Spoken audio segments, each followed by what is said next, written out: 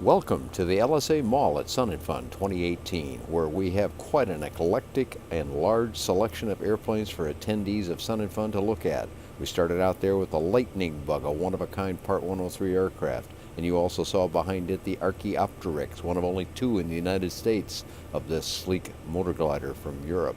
But we've got a whole selection of kit-built airplanes and light sport aircraft of all kinds, from sleek motorgliders to speedy cruisers, to aircraft that can handle rough and ready terrain in the outback or bush country.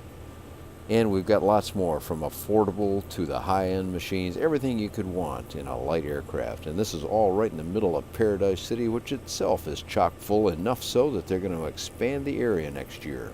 Inside the Big Llama tent there, you see quite a large crowd of people. That's because the Deland Showcase is hosting a reception to encourage and invite vendors and attendees to join them November 1st, 2nd, and 3rd, 2018 in DeLand, Florida for the third running of this event.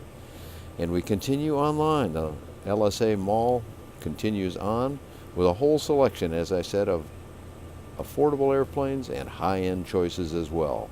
We close on this beautiful CTLS from Flight Design and hope you can join us here at Sun and Fun 2018.